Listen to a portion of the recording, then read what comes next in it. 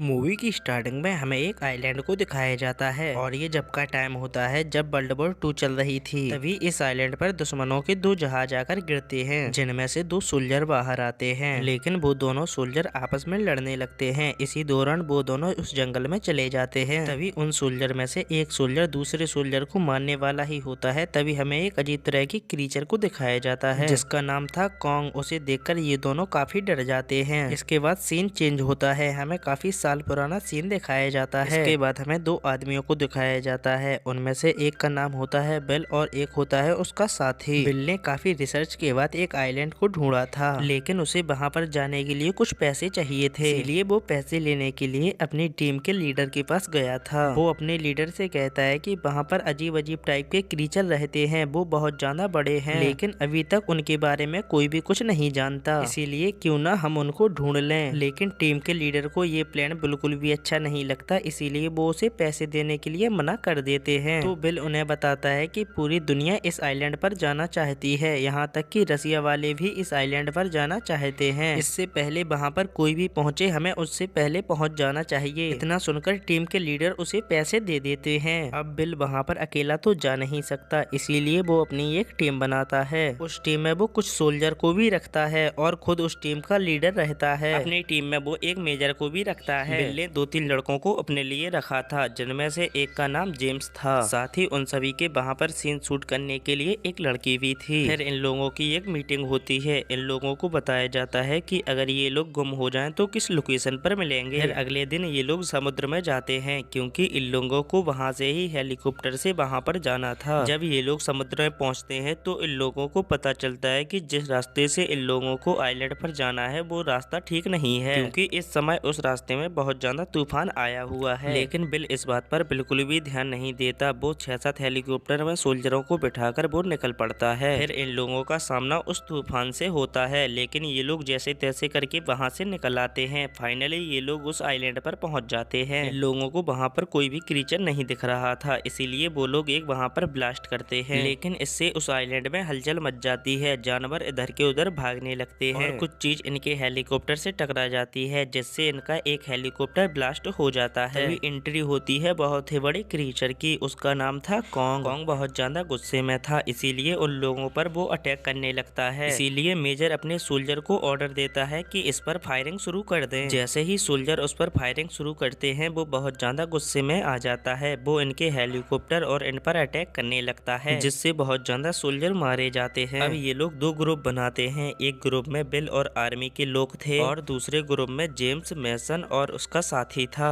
अब मेजर के बहुत ज्यादा सोल्जर मर चुके थे, इसीलिए वो बिल को गन दिखाता है और पूछता है कि आखिर तुम यहाँ पर हम लोगों को क्यों लेकर आए। तो बिल उससे कहता है कि ये दुनिया हमारी थी ही नहीं, यहाँ पर तो बड़े बड़े क्रीचर रहा करते थे। वो कहता है कि समुद्र में एक दिन हम लोग बोट पर सफर कर रहे थे, तभी एक क्रीचर ने हम लोगों के ऊपर हमला कर दिया और सभी लोग मारे गए, लेकिन मैं बच गया। जब मैं घर वापस गया मैंने सभी लोगों को सब कुछ बताया, तो उन लोगों ने मेरी बात पर विश्वास नहीं किया। इसीलिए मैंने बहुत ज्यादा रिसर्च किया और रिसर्च करने के बाद मुझे पता चला कि क्रीचर यहाँ पर रहते हैं, तो यहाँ पर आया मैं उन लोगों को दुनिया के सामने लाने के लिए। तभी इन लोगों का एक साथी गुम हो गया था, इसीलिए मेजर और उसके साथी उसको ढूंढने के लिए जंगल में जाते हैं। तभी चलते चलते एक सोल्जर के मुंह के अंदर एक बम्बू चला जाता है और वो वहीं पर मर जाता है। जब ये लोग ऊपर देखते हैं तो एक बहुत ही बड़ी मकड़ी ने बम्बू के ऊपर अपना घर बनाया होता है। वो बाकी सब पर अटैक करने वाली ही होती है, तभी मेजर शूट करके उसको मार देता है। अब दूसरी तरफ हमें जेम्स की टीम दिखाई जाती है, जो कि एक जगह पर जा रही होती है। तभी इन लोगों को अपने सामने एक बहुत ही बड़ा क्रीचर नजर आता है, जो कि एक बहुत ही बड़ा बफेलो था। ये लोग उसे शूट करने वाले ही होते हैं, लेकिन वो आराम से उठकर वहाँ से चला जाता है। ये लोग थोड़े ही आगे जाते हैं तो इन लोगों को जंगली आदमी दिखाई देते हैं, जो इन लोगों को घेर लेते हैं। लेकिन उन जंगली आदमियों में से एक आदमी इंग्लिश बोल लेता था। दरअसल वो वही सोल्जर था जो हमें मूवी की स्टार्टिंग में दिखाए जाते हैं। वो उन लोगों को अपने कबीले के अंदर ले जाता है और उन लोगों को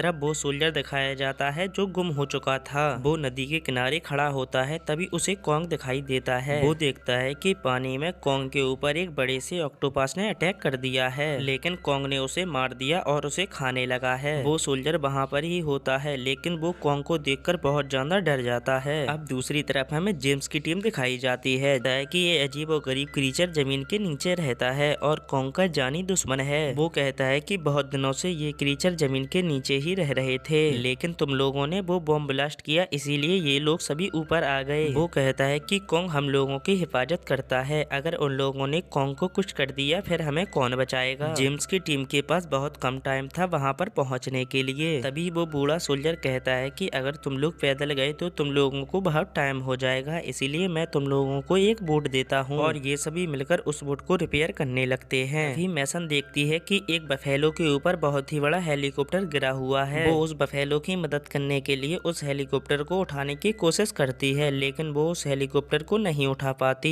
तभी आता है कॉन्ग। कॉन्ग उस हेलीकॉप्टर को आसानी से उठाकर उस बफेलो की जान बचा लेता है। मैसन कॉन्ग को देखकर बहुत ज्यादा डर जाती है, लेकिन वो बाद में सोचती है कि जो जानवरों की मदद कर सकता है वो इंसानों को कैसे मार सकता है। दूसरी तरफ हमें वो सोल्जर दिखाया जाता है जो कि गुम हो गया था। वो एक जगह पर बैठा होता है, तभी उसे पता चलता है कि जिस जगह पर वो बैठा है वहाँ पर एक क्रीचर है। जैसे ही वो क्रीचर खड़ा होता है तो वह सोल्जर उसे शूट करने लगता है, लेकिन वो क्रीचर डर के भाग जाता है। लेकिन तभी वहाँ पर एक बहुत ही बड़ा क्रीचर आता है। वो देखने में बहुत ज्यादा भयानक था। वो वही क्रीचर होता है जो जमीन के अंदर रहा करता था, लेकिन बॉम्ब ब्लास्ट के कारण वो ऊपर आ गया था और अब वो क्रीचर उस सोल्जर को मार देता है। अब हमें दूसरी तरफ दिखाया जाता है कि आर्मी की सोल्जर आगे जाने के लिए तैयार थे और जेम्स का भी बोट रेडी हो चुका था। वो सभी कबीले वालों को बाय कहकर वहाँ से निकल जाते हैं। अब कबीले वाले भी बहुत खुश होते हैं क्योंकि वो लोग वहाँ से जा रहे थे। तभी वहीं पर उड़ने वाले बहुत सारे क्रीचर आते हैं और एक आदमी को उठाकर आसमान में ले जाते हैं और देखते ही देखते वो उड़ने वाले क्रीचर उस आदमी के टुकड़े कर देते हैं, लेकिन ये लोग कुछ भी नहीं कर पाते और सभी बोट के अंदर चले जाते हैं। फिर हमें दिखाया जाता है कि मेजर की टीम और जेम्स की टीम एक जगह पर मिल जाते हैं। वो लोग एक दूसरे से मिलकर बहुत ज्यादा खुश होते हैं। अब यहाँ पर मेजर को उस गुमे हुए सोल्जर की बहुत ज्यादा फिक्र हो रही थी क्योंकि वो उसका खास आदमी था। मेजर कहता है कि हमें उसे ढूंढने के लिए वापस जाना होगा, तो बूढ़ा सोल्जर कहता है कि वापस जाना खतरे से खाली नहीं है, लेकिन मेजर किसी की भी नहीं सुनता और जेम्स से कहता है कि तुम मेरे साथ चलो। इसके बाद वो सभी मिलकर एक जगह पर जाते हैं और यहाँ पर बहुत सारे स्केलेटन और हड्डियां डिक्रेट होकर ओशन फ्यूल बन चुके थे। इसके बाद एक आदमी अपनी सिगरेट नीचे फेंकता है तो वहाँ पर एक बहुत ही बड़ा धमाका होता है। इसकी वजह से आसपास के सभी क्रीचर खड़े हो जाते हैं और वहाँ पर ये क्रीचर उन पर अटैक कर रहे थे और ये लोग उन पर फायरिंग कर रहे थे। तभी एक क्रीचर के मुंह में से एक खोपड़ी निकलती है। वो खोपड़ी उसी सोल्जर की होती है जो गुम हो गया था, क्योंकि उसी क्रीचर ने उसे खा लिया था। क्योंकि उसके गले में लॉकेट था, इसीलिए ये लोग समझ जाते हैं कि अब वो सोल्जर इस दुनिया में नहीं रहा। अब वो भाग भी नहीं सकते थे क्योंकि चारों तरफ ये क्रीचर थे। अब वहाँ पर उन क्रीचर से निकली हुई ग्रीन कलर की गैस भी वहाँ पर फैल चुकी थी। अब इन लोगों को उन क्रीचर्स को मारना इतना आसान नहीं था, लेकिन जैसे तैसे करके वो फायर गन से उसे मार ही देता है। अब जेम्स मेजर को बताता है कि आपका वो सोल्जर जिंदा नहीं रहा। वो मेजर को उसका लॉकेट भी दिखाता है। यह बात सुनकर मेजर बहुत ज्यादा गुस्से में आ जाता है। वो कहता है कि अब मैं कॉन्ग को जिंदा नहीं छोड़ूंगा।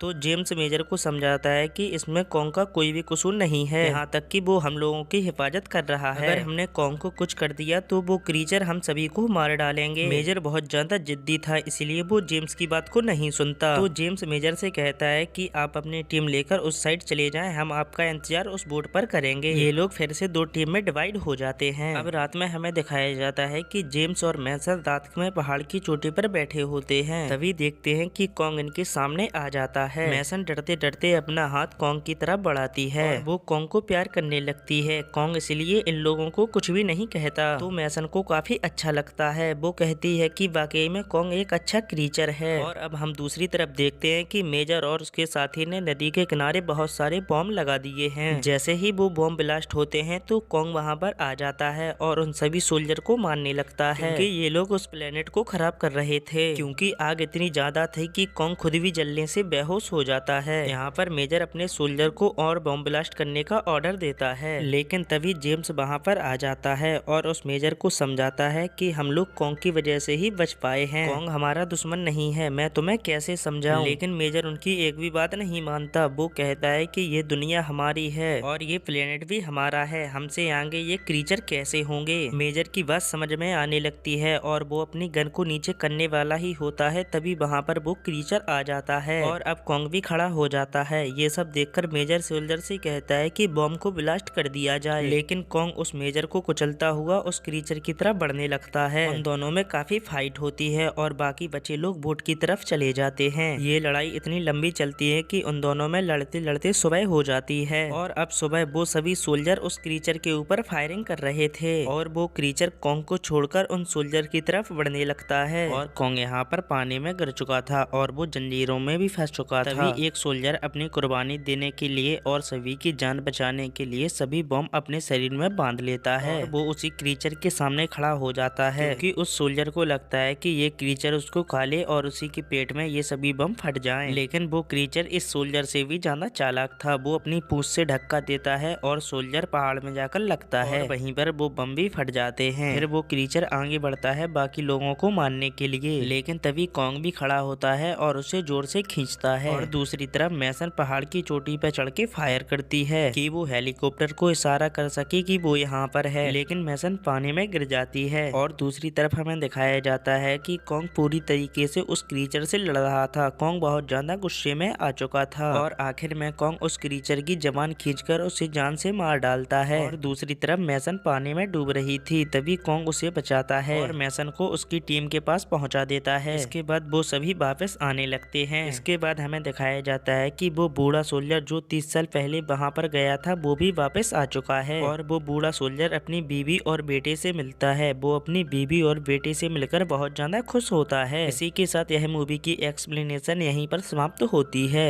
अगर दोस्तों आपको वीडियो पसंद आई हो तो वीडियो को लाइक और चैनल को सब्सक्राइब करना मत भूलें।